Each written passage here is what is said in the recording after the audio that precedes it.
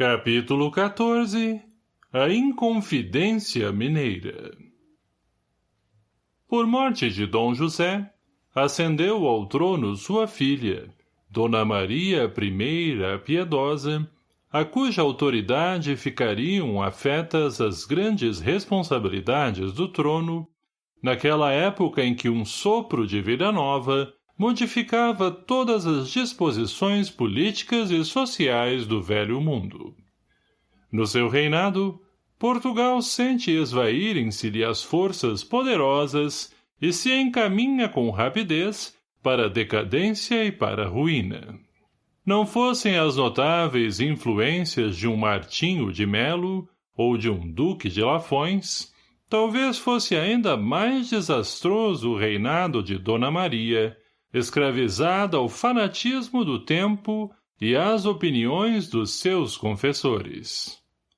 Por esse tempo, o Brasil sofria o máximo de vexames, no que se referia ao problema da sua liberdade. A capitania de Minas Gerais, que se criara e desenvolvera sob a carinhosa atenção dos paulistas, era então o maior centro de riquezas da colônia, com as suas minas inesgotáveis de ouro e diamantes. A sede de tesouros edificara Vila Rica nos cumes enevoados e frios das montanhas, reunindo-se ali uma pleiade de poetas e escritores que sentiriam, de mais perto, as humilhações infligidas pela metrópole portuguesa à pátria que nascia. A verdade é que em Minas se sentia, mais que em toda parte, o despotismo e a tirania. O clero, a magistratura e o fisco, juntos aos ambiciosos que aí se estabeleceram, apossavam-se de todas as possibilidades econômicas, presas de criminosa ânsia de fortuna. Os padres queriam todo o ouro das minas para a edificação das suas igrejas suntuosas. Os membros da magistratura consideravam de necessidade enriquecer-se antes de regressarem a Portugal com opulentas aquisições. Os agentes do fisco executavam as determinações da Corte de Lisboa, árvore farta e maravilhosa, onde todos os parasitas da nobreza iam sugar a seiva de pensões extraordinárias e fabulosas. Eram então numerosos na Europa os estudantes brasileiros, os quais de lá voltavam ao país saturados dos princípios filosóficos de Rousseau e dos enciclopedistas. A independência da América do Norte e a Constituição Democrática de Filadélfia animam aqueles espíritos insulados nas montanhas distantes. Por toda a capitania mais rica da colônia, desdobram-se quadros dolorosos da miséria do povo, esmagado pelos impostos de toda a natureza. As coletividades de trabalhadores, conduzidas à ruína pelo malogro das minerações, não conseguiriam suportar por mais tempo semelhantes vexames. Em Minas, porém, uma elite de brasileiros considera a gravidade da situação. Intelectuais distintos se sentem compenetrados da maioridade da pátria, que, ao seu ver, poderia tomar as rédeas dos seus próprios destinos. Iniciam-se os esboços da conspiração. Depois de algumas conversações em Vila Rica, das quais, entre muitos outros, participaram Inácio de Alvarenga, Joaquim José da Silva Xavier, Cláudio Manuel da Costa e Tomás Gonzaga, conversações em que foram adotadas as primeiras providências, a infiltração das ideias libertárias começou a fazer-se por intermédio de todos os elementos da capitania, no que ela possuía de mais representativo. José Joaquim da Maia é enviado à Europa para sondar o pensamento de Jefferson, embaixador da América do Norte em Paris, e angariar a simpatia dos brasileiros espalhados no velho mundo para o movimento libertador. Outros estudantes apaixonados pela emancipação da colônia, os conspiradores mandam a São Paulo e a Pernambuco, que formavam os dois centros mais importantes do país, com o objetivo de conquistar a adesão de ambos ao movimento.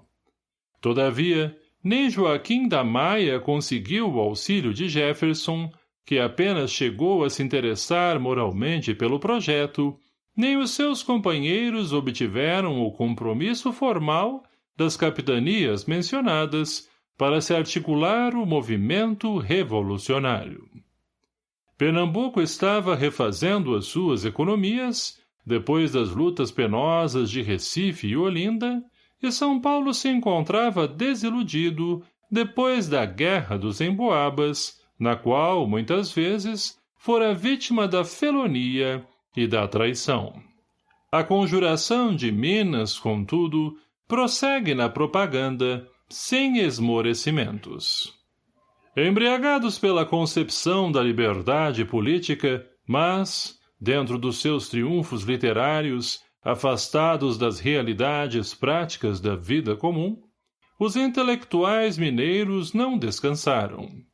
Idealizaram a República, organizaram seus símbolos, multiplicaram prosélitos das suas ideias de liberdade, porém, no momento psicológico da ação, os delatores, a cuja frente se encontrava a personalidade de Silvério dos Reis, português de Leiria, levaram todo o plano ao Visconde de Barbacena, então governador de Minas Gerais.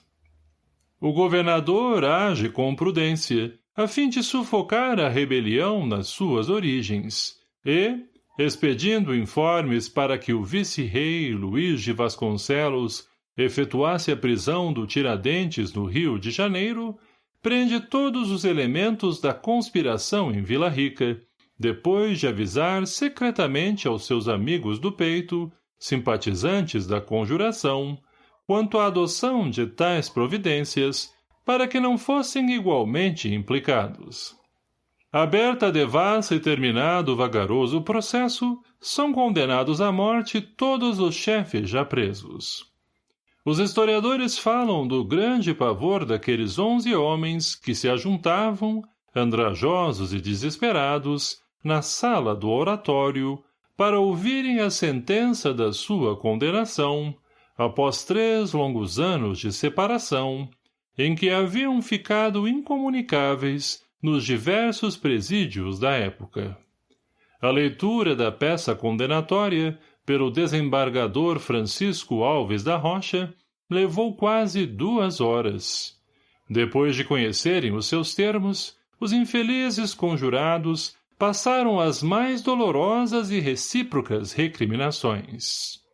Os mais tristes quadros de fraqueza moral se patenteavam naqueles corações desiludidos e desamparados. Mas, no dia seguinte, a dura sentença era modificada. Dona Maria I havia comutado anteriormente as penas de morte em perpétuo degredo nas desoladas regiões africanas, com exceção do Tiradentes, que teria de morrer na forca, conservando-se o cadáver insepulto e esquartejado, para escarmento de quantos urdissem novas traições à coroa portuguesa. O mártir da Inconfidência, depois de haver apreciado angustiadamente a defecção dos companheiros, reveste-se de supremo heroísmo. Seu coração sente uma alegria sincera pela expiação cruel que somente a ele fora reservada, já que seus irmãos de ideal continuariam na posse do sagrado tesouro da vida. As falanges de Ismael lhe cercam a alma leal e forte, inundando-a de santas consolações. Tiradentes entrega o espírito a Deus, nos suplícios da forca, a 21 de abril de 1792. Um arrepio de aflitiva ansiedade percorre a multidão, no instante em que o seu corpo balança, pendente das traves do cadafalso, no campo da Lampadosa. Mas, nesse momento, Ismael recebia em seus braços carinhosos e fraternais a alma edificada do mártir. Irmão querido, exclama ele, resgatas hoje os delitos cruéis que cometeste quando te ocupavas do nefando mister de inquisidor nos tempos passados. Redimiste o pretérito obscuro e criminoso com as lágrimas do teu sacrifício em favor da pátria do Evangelho de Jesus. Passarás a ser um símbolo para a posteridade com o teu heroísmo resignado nos sofrimentos purificadores. Qual novo gênio surges para espargir bênçãos sobre a terra do Cruzeiro em todos os séculos do seu futuro. Regozija-te no Senhor pelo desfecho dos teus sonhos de liberdade, porque cada um será justiçado de acordo com as suas obras. Se o Brasil se aproxima da sua maioridade como nação, ao influxo do amor divino, será o próprio Portugal quem virá trazer, até ele, todos os elementos da sua emancipação política, sem o êxito incerto das revoluções feitas à custa do sangue fraterno para multiplicar os órfãos e as viúvas na face sombria da terra. Um sulco luminoso desenhou-se nos espaços a passagem das gloriosas entidades que vieram acompanhar o espírito iluminado do mártir, que não chegou a contemplar o hediondo espetáculo do esquartejamento. Daí a alguns dias, a piedosa rainha portuguesa enlouquecia, ferida de morte na sua consciência pelos remorsos pungentes que a dilaceravam, e, consoante as profecias de Ismael, daí a alguns anos era o próprio Portugal que vinha trazer, com Dom João VI, a independência do Brasil, sem o sucesso duvidoso das revoluções fratricidas, cujos resultados invariáveis são sempre a multiplicação dos sofrimentos das criaturas, dilaceradas pelas provações e pelas dores, entre as pesadas sombras da vida terrestre.